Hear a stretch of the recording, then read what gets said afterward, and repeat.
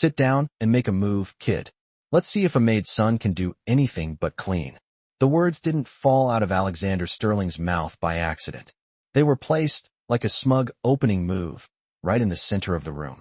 The drawing room of Sterling Manor was all polished gold and quiet money.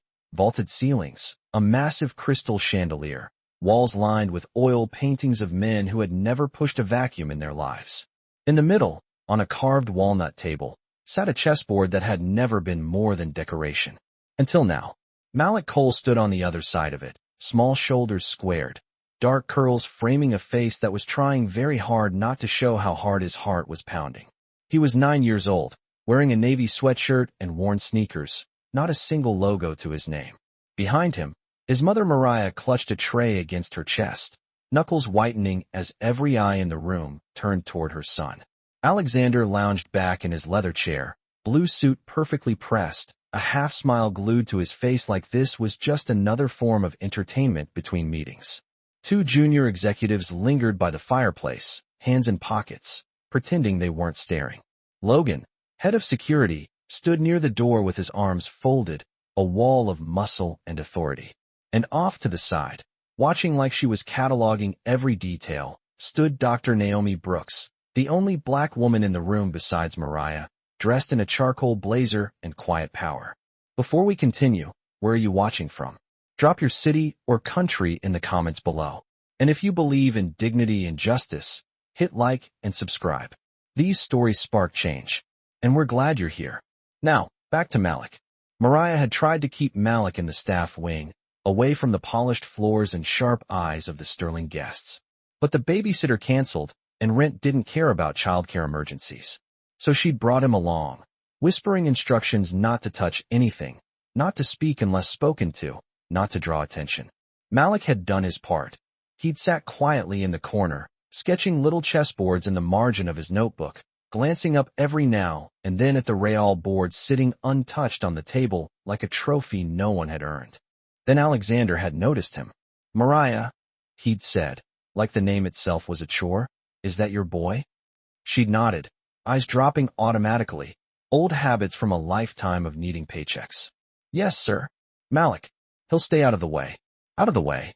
Alexander had chuckled. He's standing next to a board worth more than your annual salary. Come here, kid. Malik had looked at his mother. She'd given the smallest of nods. Obedience first. Survival first. He stepped forward. That was when Alexander decided to turn curiosity into sport. Now, Malik stood with his fingertips resting gently on the back of the empty chair, eyes fixed on the pieces. Alexander rapped a knuckle against the table. Sit. We're going to play a game. Sir, he doesn't need to, Mariah started, but Alexander sliced through her words without looking at her. Relax. It's just for fun. Unless you're worried he'll break something. A soft laugh rippled from one of the junior execs. Logan smirked. Mariah swallowed her protest, the tray trembling just a little. Naomi watched that tremble, filing it away. Malik slid into the chair, legs too short to reach the floor. From this angle, the board looked even bigger, 32 carved pieces lined up in a war that had no idea whose hands were about to move them. He knew every square by heart, every opening line he'd memorized from hours of watching videos on a cracked tablet at the public library. But he stayed quiet. Tell you what, Alexander said, leaning forward as if about to tell a joke. We'll make it interesting. If you win, I'll tip your mom. What, $200? He said it like he was tossing scraps to a stray dog. If you lose, which you will, she's done here. We clear. The room inhaled. Mariah's tray nearly slipped from her fingers. Mr. Sterling, please, that's not interesting. Alexander finished for her, eyebrow arched. Sure it is. Consequences make games fun. Don't worry, Mariah. I'm feeling generous. I'll even play without my queen. He plucked the white queen off the board with theatrical flair and set it aside, the hollow clack echoing across the room. There. Handicap. Let's see if the kid can handle 31 pieces. Somewhere deep in Malik's chest, anger flickered. Not the wild, loud kind. The slow, focused kind. The kind that remembers every time someone talked over his mother.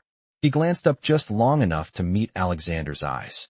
What if I don't want to play? He asked quietly. Alexander's smile hardened into something thinner. Then your mother can start packing tonight. Your call, Malik.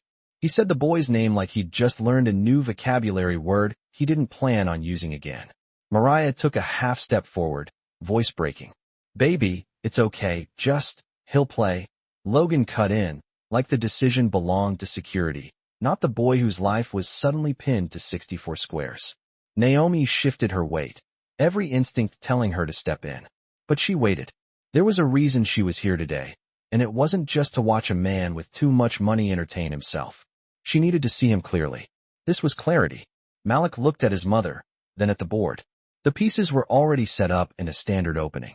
Well, almost. Whoever last touched them had swapped the bishops and knights on one side. A decorator's mistake. Malik corrected them without thinking, sliding them into place with a precision that made Thomas, the butler, raise an eyebrow. He's done that before, Thomas thought, but he didn't say it. Not yet. Alexander snorted. Look at that. Knows where the horses go. Maybe this will be fun after all. He pushed a white pawn forward 2 squares. Your move, kid. The first piece had been played. The bet hung in the air like a storm cloud. Malik's fingers hovered over his pawns. For a moment, the room, the chandelier, the polished floor, all of it fell away. There was only the board. Only the game he'd played alone in library corners and laundromats, against strangers on screens who never saw his face, never judged his clothes. He drew in a quiet breath and moved his pawn. And just like that, humiliation turned into something else entirely, a match no one in that room was truly ready for. The second move came faster. Alexander slid out a knight with the casual arrogance of someone who believed he couldn't lose a game in a house he owned. He didn't bother to sit up straight. He played from a lazy lean. Fingers drumming on the armrest between moves like this was background noise to his own importance. Malik answered with another pawn, then a knight, then a bishop. Nothing flashy at first glance, just solid. Clean setup. But Naomi's eyes narrowed. She knew patterns. In numbers, in boardrooms, in people. And what she saw on that board was not random. It was discipline. 10 minutes earlier, this room had been prepping for a different kind of performance. The decanters had been polished, documents placed in leather folders, pens aligned on the glass coffee table. Sterling Holdings was meant to finalize a strategic partnership with Brooks Capital, the black-led investment firm Naomi had built from 2 laptops and a folding table into a multi-billion-dollar powerhouse. Alexander viewed it as fresh cash, a PR win, and a soft leash around a firm the press kept calling the future. Naomi saw it as something else entirely, leverage.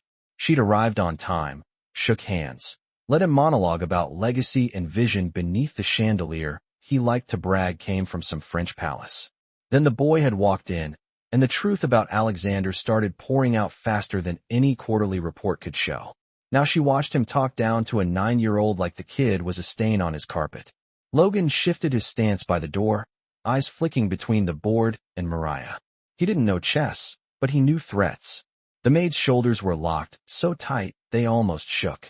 If the boy lost, and in his mind, that was a win, not an if, there would be tears, maybe begging, definitely drama. He'd seen it before. Not here, but in other rich men's homes, other nights when someone with power decided to make sport of someone without it. Thomas stood a few feet behind Alexander's chair, hands clasped neatly in front of him, face arranged in neutral service. But his mind wasn't neutral at all. He'd seen Malik hanging around the staff break room before, bent over a battered second-hand chess set one of the older housekeepers had brought in after her grandson outgrew it. The boy had moved pieces with the same absent-minded ease he used now, like his fingertips already knew every route. Alexander brought a rook out boldly, ignoring every basic rule about development and king's safety. One of the junior execs leaned in and whispered, "Sir, maybe castle first?" Alexander waved him off. "Relax, Tyler. I'm not about to lose to a kid in sneakers." Malik didn't argue. He simply slid a bishop along a dark diagonal, eyes following the line not just to the piece he attacked, but to the square 3 moves beyond it. Alexander snapped up the bishop with a knight, satisfied at the little clack of wood on wood. "See," he said, glancing at Mariah. "It's just math. Some people get it. Some people clean around it." Mariah's throat clenched. She wanted to scream that her son did get the math, that he'd been teaching himself online for years, that he could solve puzzles she didn't even understand. But she had learned the hard way that shouting at men like Alexander didn't change the scoreboard. It just got your schedule cut. Malik recentered his breathing. Losing that bishop wasn't a mistake. It was bait. 3 moves later, Alexander realized it too late. He reached for a pawn, stopped, frowned at the board. Hold on, he muttered. Malik's knight had slipped into the perfect outpost, supported by a pawn that had seemed harmless a moment ago. Alexander's rook was suddenly boxed in. His bishop was biting on granite. Tyler frowned, trying to follow. He's got some tactics, he whispered. The other exec shrugged. Luck. Kids get lucky. Naomi tilted her head. Her tablet buzzed in her hand. A quiet notification from her assistant. Documents ready, signatures pending. She ignored it. Something more important was unfolding on this board than any contract's ink. Malik, Alexander said, forcing a light tone back into his voice. Where'd you learn this game? Tick-tock. Malik shrugged one shoulder. Library. What, like books? Alexander scoffed. Those still exist. The execs laughed on cue. Thomas felt his jaw clench, just slightly. Malik's eyes flicked up for a second, catching Naomi's gaze. She didn't smile, didn't give a thumbs up, didn't do anything cheesy. She just met his eyes with a steady look that said, quietly, I see you. He dropped his focus back to the board. Alexander lunged with his queenless army, scooping up a pawn on the king's side. It looked like aggression. It was actually desperation. To anyone who knew the game, his position was already fraying. Pieces scattered, king stuck in the center, no clear plan. Malik's pieces, by contrast, were starting to hum together like a song only he could hear. Bishop slicing one file, knight anchored on another, rooks waiting patiently in the corners. Is this fun for you? Alexander asked. Yes, sir, Malik said. It wasn't the truth. The truth was more complicated. Chess itself was fun. Chess had been his escape from noisy apartments and late-night arguments in the hallway. Chess didn't care what he wore, what his mother did for a living, how often they had to move. On the board, he was just a rating, a sequence of moves, a pattern of style. But this? Playing for his mother's job in front of strangers who thought the word maid was an insult. That wasn't fun. That was pressure so heavy it felt like someone had pressed a thumb right into the center of his chest. He moved anyway. A quiet pawn advance that looked harmless until you saw the trap it set 3 moves ahead. Naomi saw it. So did Thomas. Sir, Thomas said softly, breaking the unwritten rule of silence. If I may, the boy truly does play. Perhaps the wager. Alexander cut him off with a flick of his hand. Thomas, you handle silverware, not strategy. I can manage a children's game. The words landed like a slap that didn't touch skin but stung all the same. Thomas stepped back, shame and anger wrestling beneath his calm exterior. Naomi's jaw tightened. The mask of polite investor slipped just a fraction. It's not the children's game you're losing, she thought. It's the room. Malik traded off another pair of minor pieces, steering the game toward a structure he understood well. Simplify. Squeeze. Strike. He'd learned it from watching grandmasters on glitchy videos with captions turned on because the headphones at the library were always broken. It was strange, he thought distantly, to apply lessons from strangers on a hacked Wi-Fi connection to a Real board that probably cost more than his mom's car. Alexander shifted in his chair for the first time, the casual lean disappearing. He finally looked at the board like it mattered. How old are you again? He asked. 9, Malik answered. 9, Alexander repeated, as if the number offended him. Well, even prodigies lose sometimes. He pushed a pawn forward impulsively, chasing after a threat that wasn't really there. Malik's lips parted just barely. That was the move he'd been waiting for. A single misstep in the center, and suddenly the entire position tilted. He slid his rook over with a soft, deliberate motion. The line opened. Pressure poured onto Alexander's exposed king. Naomi watched the moment realization hit Alexander's face, a flicker of doubt, quickly, buried beneath ego. It was the same look she'd seen on CEOs right before a hostile takeover went public. The room didn't feel like a lounge anymore. It felt like a courtroom waiting for a verdict. By move 20, the hum of conversation had died. Even the junior executives stopped pretending to check their phones. They watched, caught between loyalty to their billionaire boss and the undeniable fact that the position on the board was turning against him. Alexander sat up straight now, elbows on the table, fingers steepled beneath his chin. The playful smirk was gone. In its place was a tight, concentrated glare he usually reserved for negotiating nine-figure deals. Malik sat very still, only his eyes moving. Every few seconds he'd glance at a different corner of the board, mapping possibilities like a GPS rerouting in real time. Mariah stood just behind him, the tray long since set down on a side table, hands clasped so tightly her knuckles had gone pale. Logan shifted closer to Alexander's side, as if his physical presence could guard his boss's pride. "You're taking this pretty seriously for a kid," Alexander said, trying to sound amused. "It counts," Malik replied. Two simple words, but they landed with the weight of everything that hung on this game. Alexander leaned back, forcing a laugh. "Sure, it counts.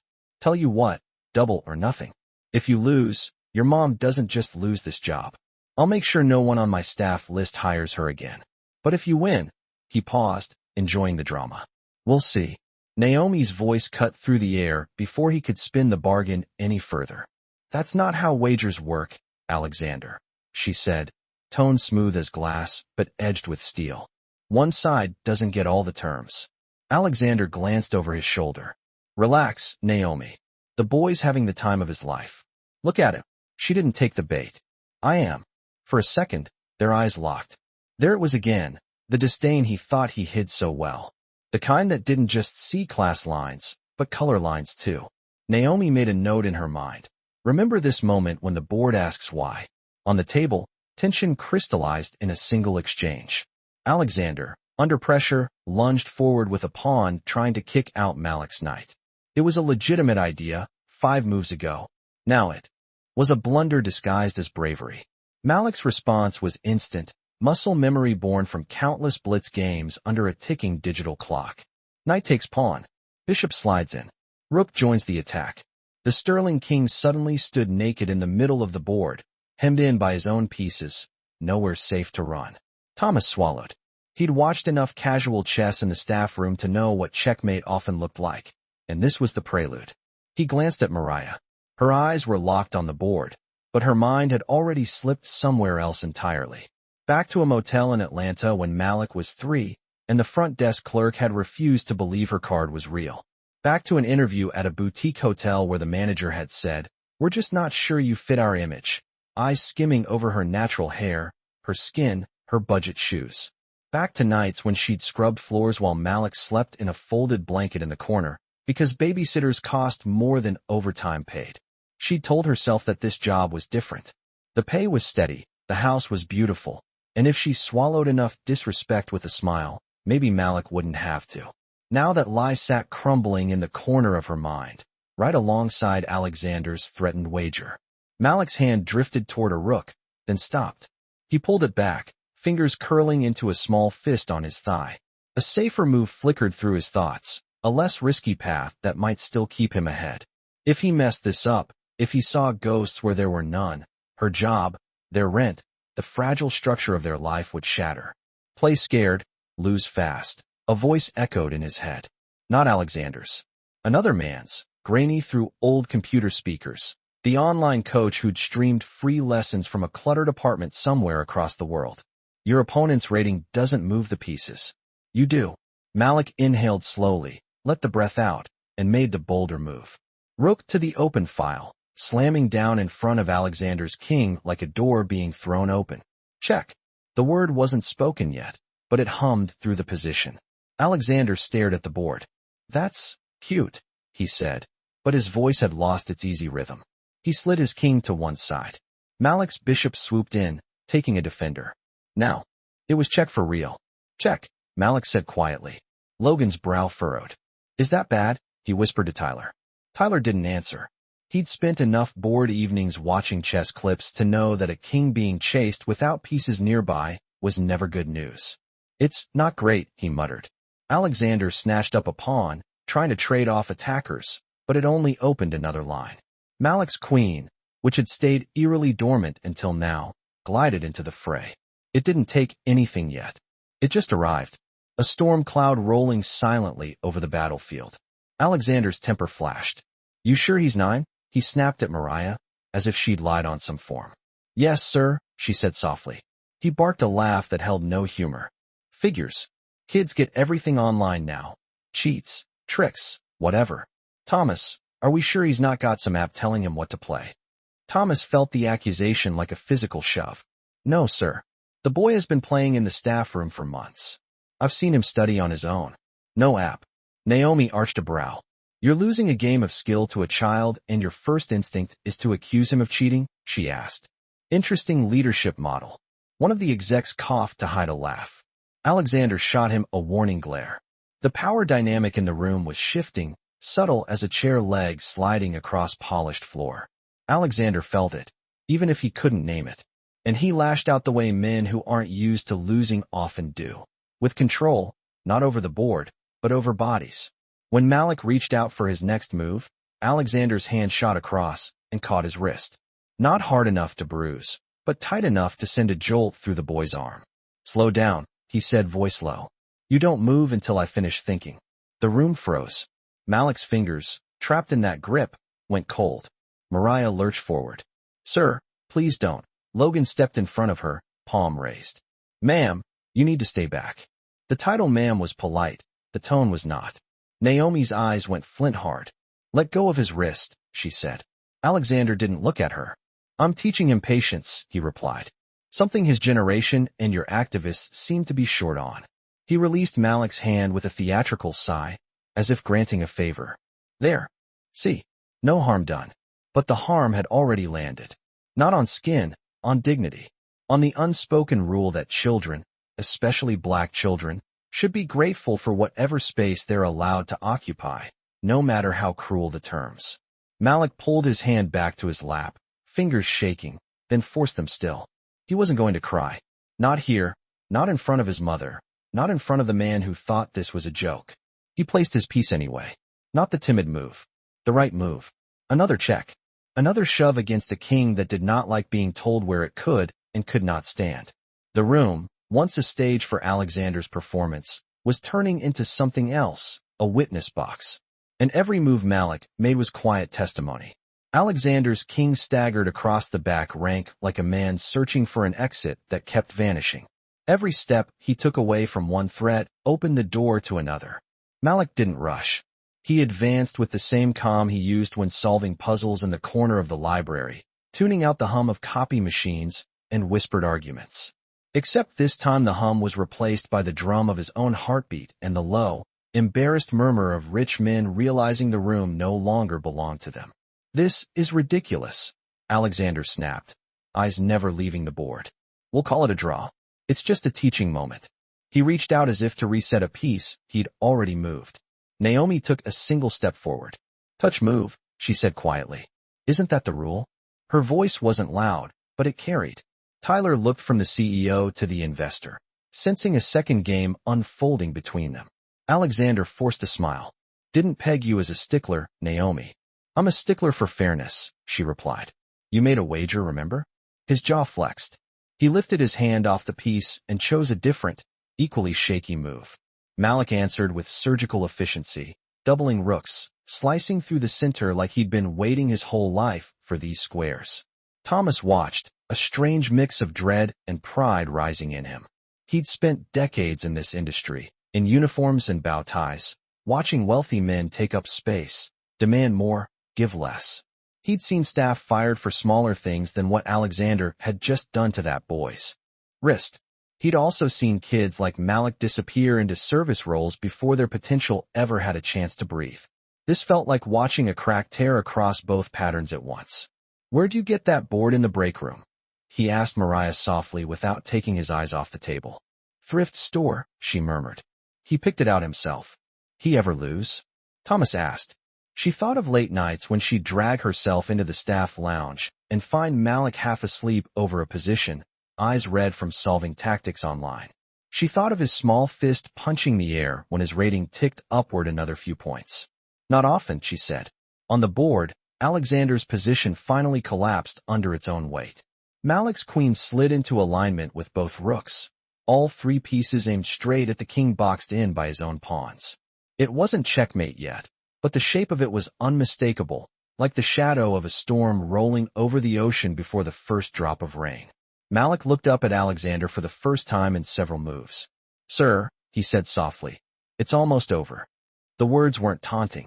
They were matter-of-fact, like a doctor explaining an X-ray. Still, Alexander heard something else in them. Defiance, maybe, or the echo of all the times someone told him no. It made his skin crawl. "We'll see about that," he muttered, but his voice had lost volume. He snatched up a rook, tried to throw it into the path of Malik's attack, but it was like placing a folding chair in front of a train. Malik's bishop took it. Now it really was just the king and a few scattered pawns against an army that moved like a single thought. "Check," Malik said. The room inhaled. There were still legal moves left, but none of them were good. Logan's hand tightened around his radio. He didn't know the rules well enough to see the specifics, but he recognized the energy of a scene about to turn. He'd been hired to protect Sterling's image as much as his physical safety. Right now, both were on the line. "Maybe we should wrap this up," he said quietly. Alexander didn't answer. Sweat had begun to bead at his temples, tiny dots of reality breaking through the polished surface. For the first time since the game began, he noticed who was watching. Not just his staff, not just some maid and her kid, Naomi Brooks. The woman whose signature he needed on a deal that would keep his empire liquid for the next decade. The woman whose firm had enough capital to rescue or ruin him, depending on her mood. He forced himself to chuckle, aiming the sound in her direction. "Well, Naomi, I hope this doesn't change the term sheet. Wouldn't want you backing out because my ego took a hit from a fourth grader." Naomi's expression didn't soften. "I don't back out because someone loses," she said. "I back out when I see how they treat people they think can't hurt them." The line landed like a verdict no one had prepared for. Tyler shifted his weight. The other exec suddenly found the pattern on the carpet fascinating. Alexander's fingers hovered over his king, then pulled back. He made another pointless pawn move instead, stalling. Malik saw through it. He'd seen stalling before in online games. Opponents letting their clocks run down rather than resigning to a kid with a cartoon avatar. It always felt the same. Ugly, small, scared. He refused to mirror it. 3 precise moves later, the inevitable position arrived. Alexander's king stood in the corner, trapped by his own barricade of pawns. Malik's queen and rook cut off every escape square. His last pawn push only blocked his own path further. Malik looked at the board one last time to be sure. No trick. No hidden resource. Just the clean, cold geometry of checkmate. He lifted his rook and placed it gently on the final square. "Checkmate," he said. The word rang out far louder than his volume should have allowed, bouncing off glass and gold and ego. For a heartbeat, nobody moved. Then sound rushed back into the room all at once. Tyler sucking in a breath, Logan muttering, "No way." Thomas releasing a quiet, disbelieving chuckle. Mariah's hand flew to her mouth. A tear she hadn't meant to let fall escaped anyway. Alexander stared at the board like it had betrayed him. "No," he said, almost to himself. He grabbed his king and tried to nudge it to another square. Malik didn't touch the pieces. He just shook his head once. "There's nowhere else to go," he whispered. Naomi stepped closer to the table, heels clicking softly on the polished floor. She looked at the position, then at Malik, then at Alexander. "He's right," she said. "The game's over." Alexander shot to his feet, chair legs scraping harshly behind him. "It's a stupid game," he barked. "I was distracted. We'll run it back. Best of 3. He reached for the pieces to reset the board. Naomi placed her hand flat on the table, stopping him. Her nails tapped once on the wood, a tiny, controlled drumbeat. "The game may be stupid to you," she said, voice low, measured. "But the wager you made wasn't. You hung that boy's mother's job on your pride." Her gaze sharpened. "And you lost." The words sat between them like a second checkmate, a social one this time. Alexander tried to laugh it off, but the sound came out jagged. "Come on, Naomi. You're not really going to hold me to a joke." Naomi straightened. "I'm going to hold you to something else," she said. She reached into her bag and pulled out a slim leather folder, the kind Alexander recognized instantly. Contracts lived in folders like that. So did consequences. "Before I walked into this room, my firm finalized a position you haven't seen yet," she continued. "While you were busy turning a child into a prop, the board of Sterling Holdings approved a controlling sale." She flipped the folder open, turning it so the signatures faced him. To me, silence dropped heavier than any chandelier. Malik blinked. Mariah's breath hitched. Logan's hand fell away from his radio. For the first time that afternoon, Alexander Sterling looked genuinely afraid. Naomi's next sentence cut through the stunned air like a queen slicing down a diagonal. You tried to humiliate a maid's son over a game you don't understand, she said calmly, eyes locked on his. In a house you no longer own. Alexander opened his mouth, closed it, then snatched the folder from Naomi's hand like he could change its contents by gripping the leather harder. His eyes flicked over the signatures, the dates, the board resolutions. The color drained from his face one shade at a time. This is a joke, he said finally, voice thin. You can't just walk into my house and, your former house, Naomi corrected quietly. Sterling Manor is listed under the holding company we now control. The paperwork went through this morning, while you were yelling at housekeeping about fingerprints on your glassware. Thomas's brows rose. A fraction. He remembered that argument. It had seemed petty at the time. Now it felt like the last tantrum of a man who sensed something slipping and didn't know what. Logan shifted closer to Alexander instinctively, as if proximity could fix what contracts had already undone. Ms. Brooks, he said carefully. With respect, whatever corporate dispute you two have, maybe we should discuss it in private. No need for the staff to. The staff, Naomi said, turning to face him fully, is the reason this discussion is happening at all. Her gaze slid to Mariah, still standing frozen behind Malik, then to Thomas, then back to Logan. What happens in rooms like this when it's private stays buried? I don't do buried. Alexander tried to laugh, but the sound came out strained. So what now? You kick me out of my own company because I got competitive with a kid. Naomi tilted her head. You leveraged a woman's livelihood for entertainment, she said. You grabbed her child. You mocked both of them in front of your own team. The chessboard is just where your character decided to show itself. She glanced at the executives. Gentlemen, you witnessed the wager? Tyler swallowed. Yes, ma'am. He said if the boy lost, Mariah was fired. If he won, well, he won. The other exec nodded quickly, eager not to be on the wrong side of this new gravity. Alexander rounded on them. Seriously? After everything I've done for your careers, you're going to side with? Naomi's voice cut in, calm but absolute. They're not siding with anyone. They're telling the truth. She turned back to Malik. What's the score now? Malik blinked. Score. Between you and Mr. Sterling, she said. Who kept their word? Malik glanced at the frozen board. I did, he murmured. Naomi nodded once. Exactly. She faced Alexander again. Under the new governance agreement, I have full authority to restructure leadership in any division where behavior puts the company at risk. She let the sentence hang, then added, that includes reputational risk, viral risk. You know, the kind that happens when someone posts a video of a billionaire threatening to blacklist a maid because her 9-year-old beat him at a board game. Logan's eyes flicked to Sophie, one of the junior housekeeping staff who had quietly slipped in at the back of the room, phone in hand, recording sense. The moment Alexander grabbed Malik's wrist, he hadn't noticed her. Naomi had. Delete that, Alexander snapped, pointing at the phone. Now? That's proprietary. No, Naomi said.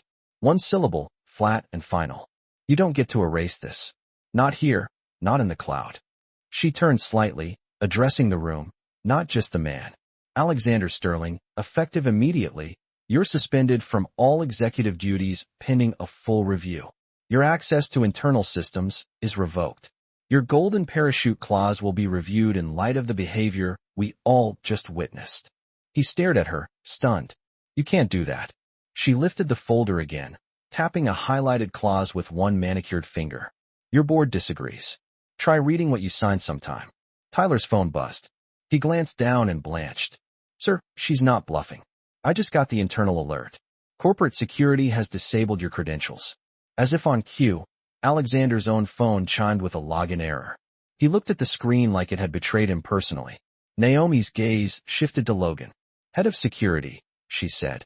You put your hand between a mother and her child when she asked you to stop a man from gripping his wrist. You tried to physically block her from intervening. Is that correct? Logan's jaw tightened. I followed the CEO's lead, he said. He gave an order. It's my job to protect him. Your job, Naomi replied, is to protect the safety of everyone on this property, not just the man with the biggest office. When a child is involved, you err on the side of protection, not intimidation. Her voice didn't rise, but Logan straightened like she'd just shoved him back against the wall. For now, You are relieved of duty, she continued. Your firearm privileges are suspended. You'll receive further notice after our investigation. Logan opened his mouth, then snapped it shut. He knew when a fight was already lost. Naomi turned to Mariah. The older woman stiffened, ready for bad news, because that's what years of being at the bottom of the ladder had trained her to expect. Mariah Cole, Naomi said, and there was something different in her tone now.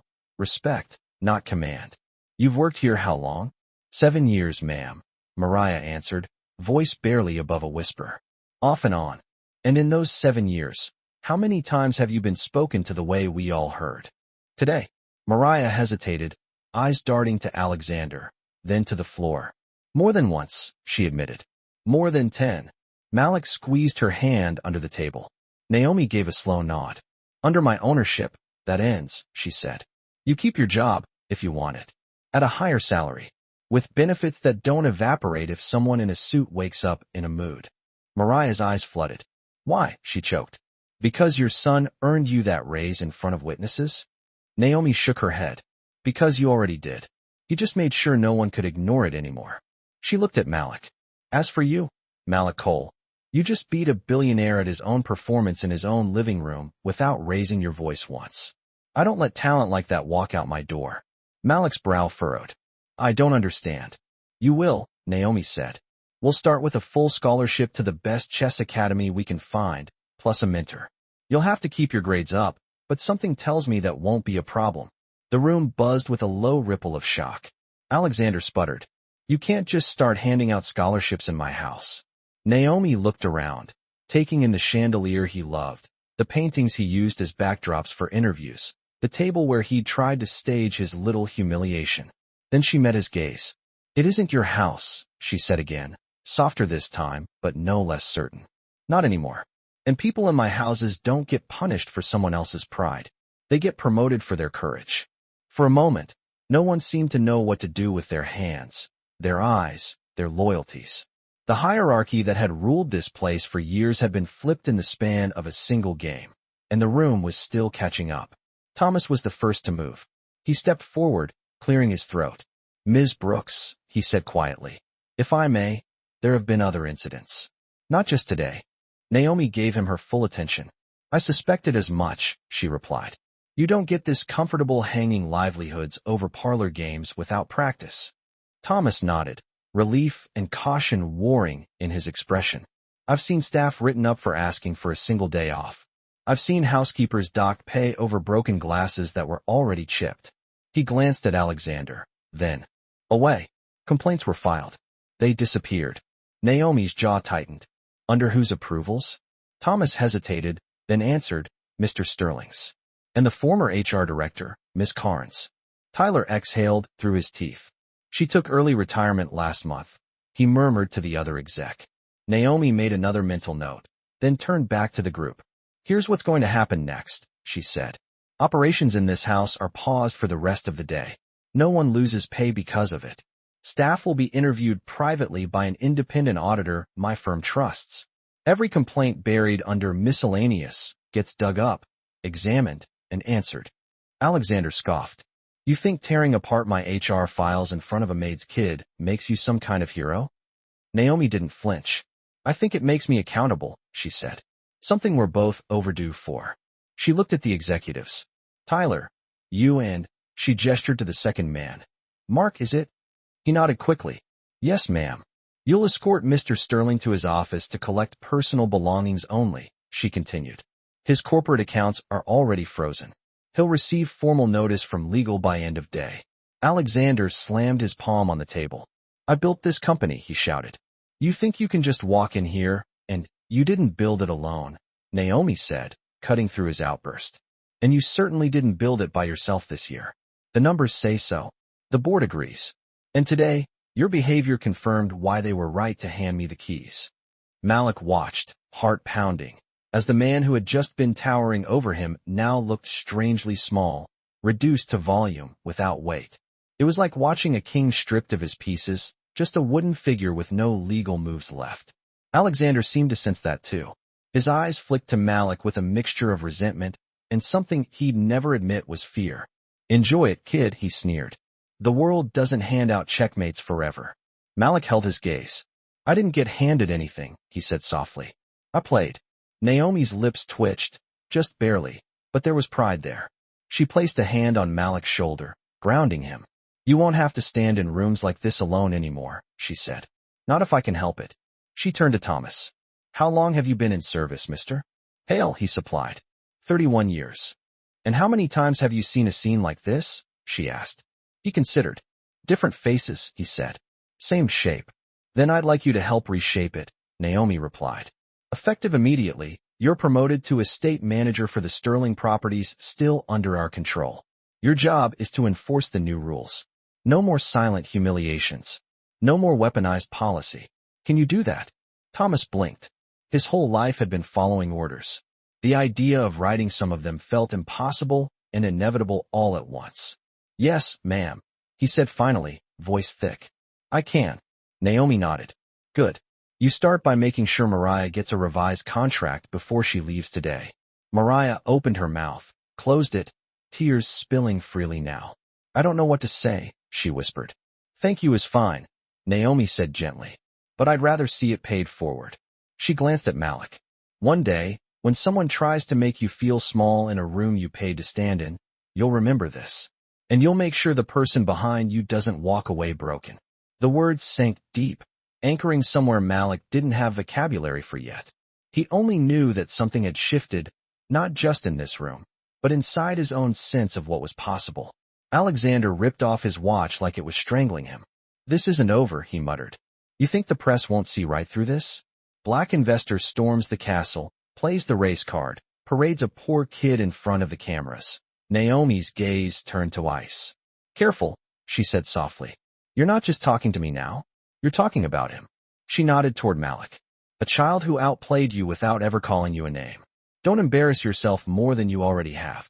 Logan, stripped of authority but not yet of muscles, looked between the two power centers in the room, the old one crumbling, the new one standing firm. For the first time since he'd taken this job, he wondered what might happen if he chose the side that wasn't signing his current check but might sign his next. Ma'am, he said to Naomi, if the investigation clears me, I'd like another chance. To do the job right. Naomi studied him for a long beat. We'll see, she said.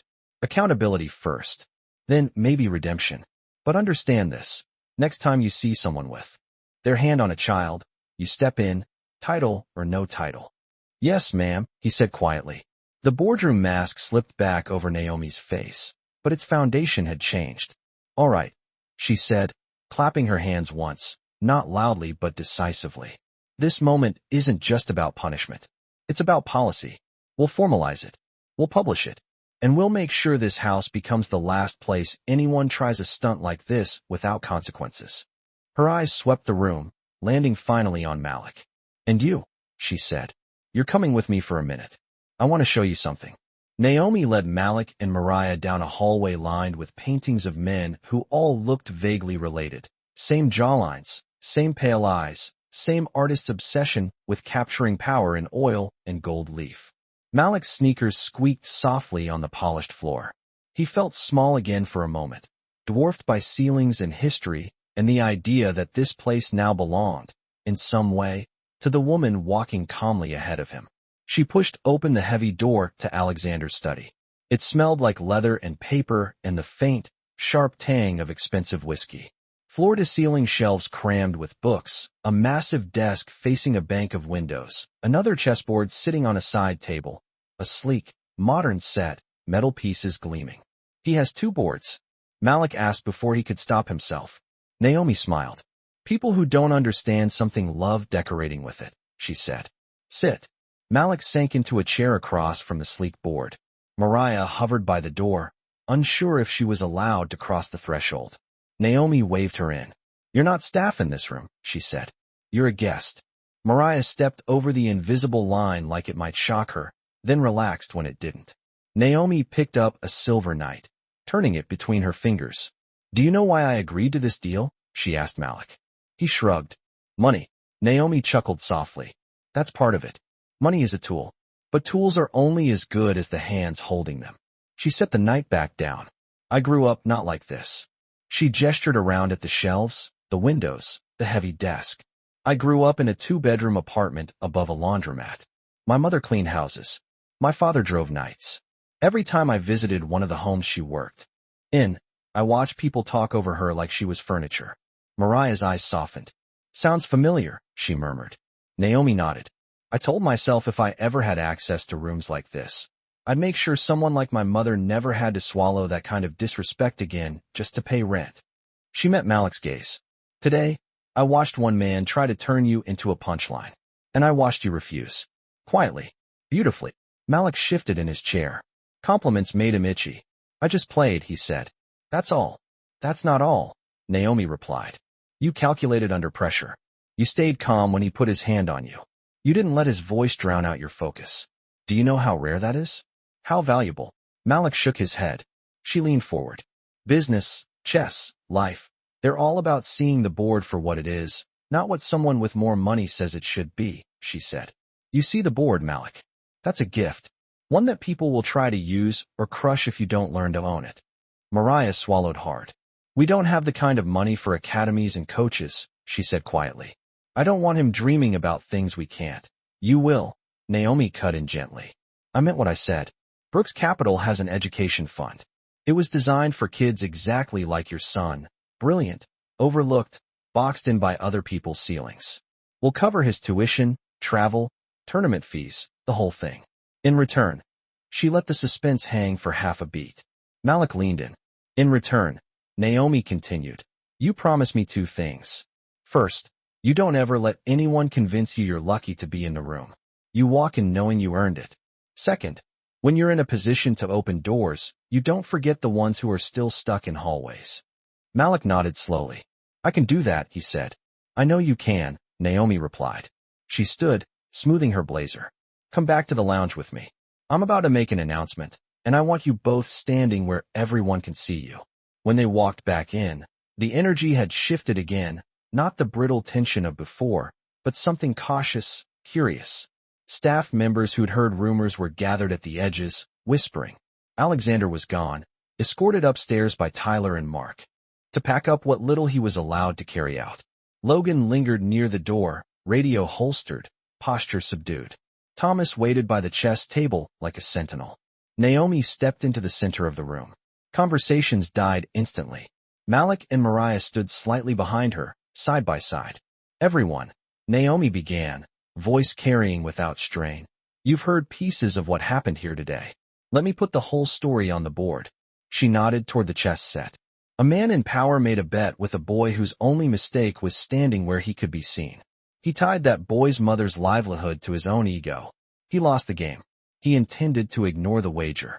Her gaze swept the room, landing briefly on each face. That pattern, people in suits making threats and walking away from consequences, is why I bought this company. I didn't spend years building Brooks Capital just to sit in the back of someone else's house and smile politely while they humiliate the people who keep it running. A few staff members nodded, eyes bright. So here's the new rule, Naomi said. No one in this house, or any property owned by Sterling Holdings under my control, will ever be disciplined, demoted, or dismissed based on a rich person's temper. Complaints will be logged and reviewed by a third party. Performance reviews will be transparent.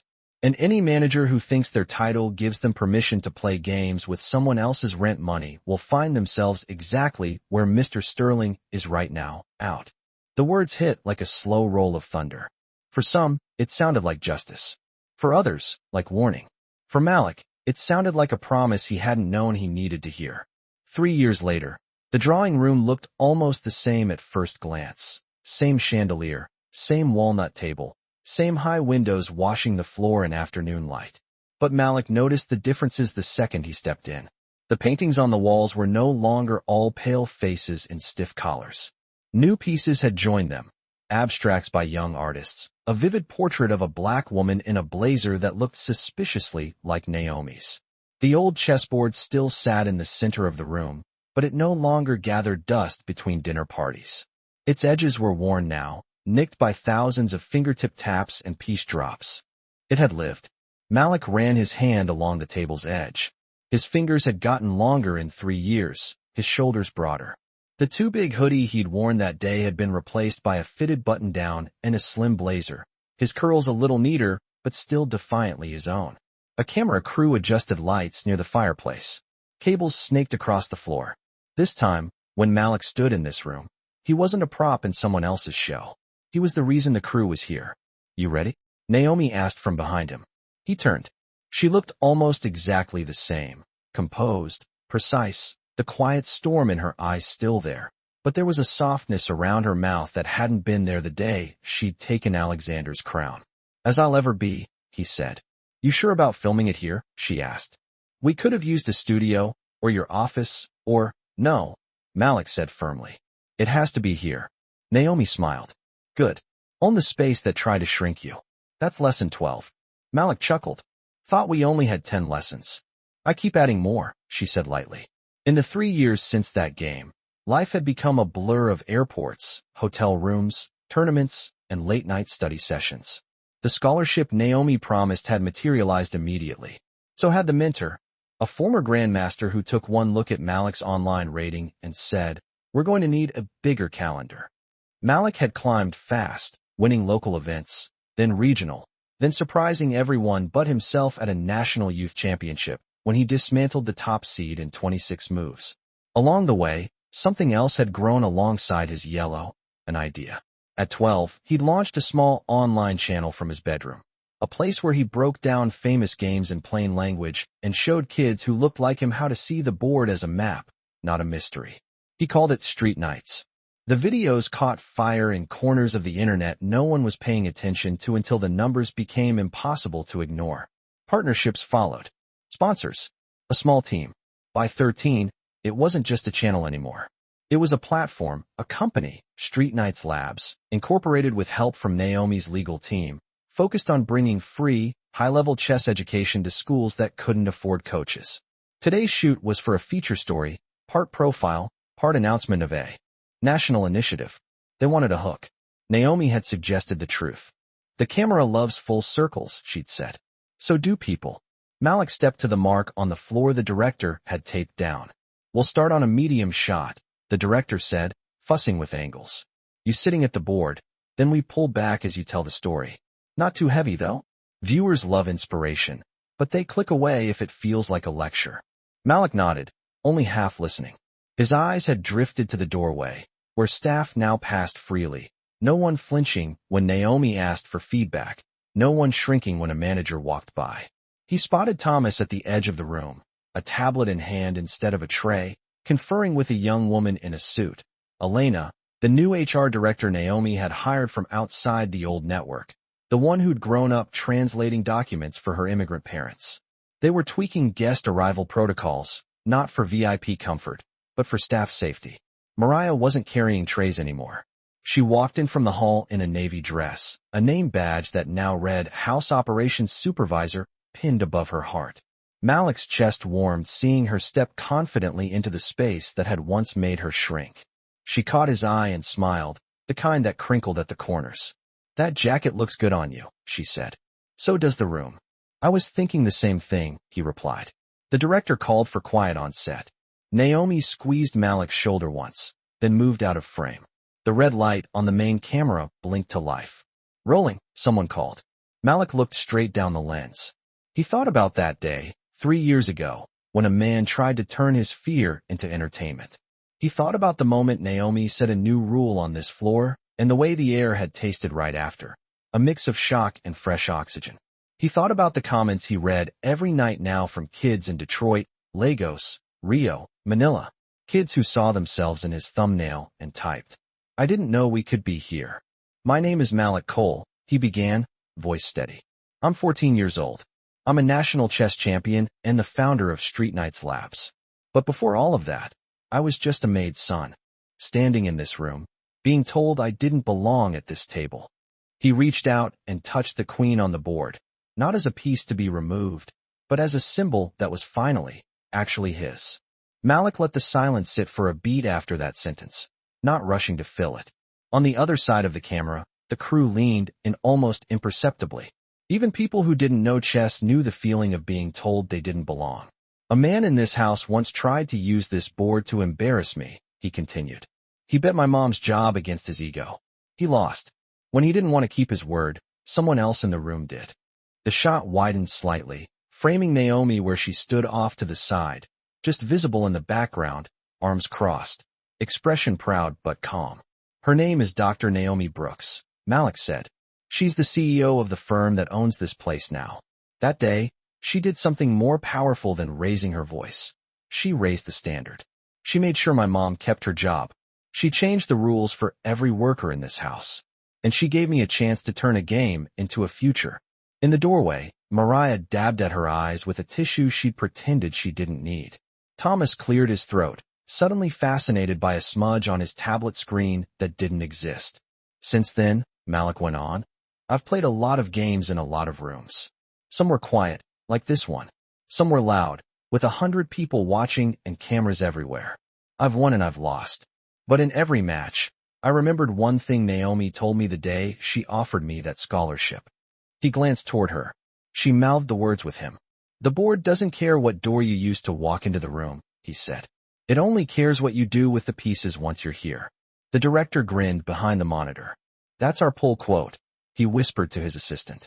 Malik smiled slightly, then let it fade.